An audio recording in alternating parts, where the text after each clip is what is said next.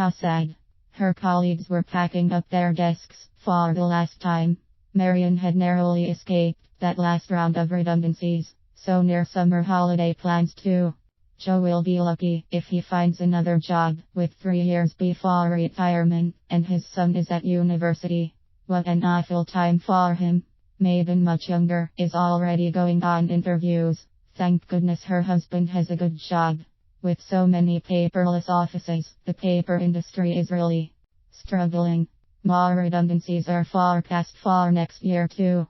Time for her to take stock and plan the future. Whilst she still had a job, for a long time, she had been wondering what else she could do as a backup plan.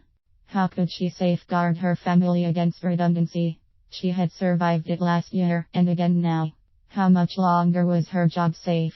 Jeremy and Cindy are still at school, however would they cope? She shuddered as she turned off her computer. She mused, should she look for another job now?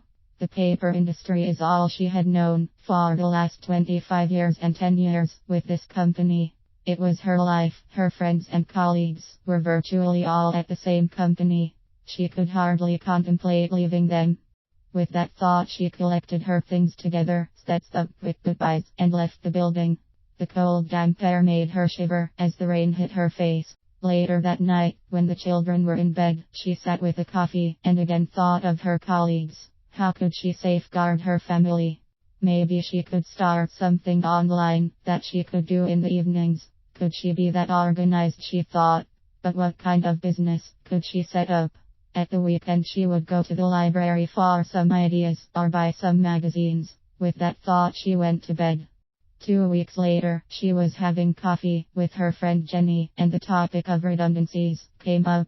Jenny agreed how frightening the future looked, and said that she had been worrying about it too, but had found a business that she had recently started. In fact, she had found a selection of several different businesses ideas to choose from, all worked online. Jenny gave her the details to have a look at. Wouldn't it be great if they were both doing something similar and could help and motivate each other, Marion thought. Jenny said she was enjoying working on her new business. She was getting so much help and assistance with the step-by-step plan she had chosen, and she had already made one sale. It hadn't cost a lot to start, and she had managed to put it on a 0% credit card, interest-free for 2 years, so plenty of time to pay it back. Jenny was sure with the way it was progressing she would also manage a summer holiday by the end of the summer. With that thought, Marion felt a little happier and said goodbye to her friend Jenny. As she walked home, she thought about the conversation. Working online would offer flexibility. Maybe she could fit it around her family commitments. All she would need is an internet connection and her old laptop. She would definitely take a look. After all, if Jenny could do it, so could she.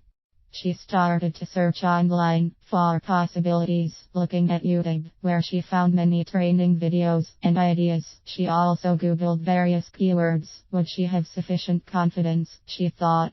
If you are feeling in need of a confidence boost, take a look at I Can Make You Smarter by Paul McKenna, or an old favorite, The Truth About Success and Motivation by Robert Montgomery, or Super Confidence by Dale Lindenfield.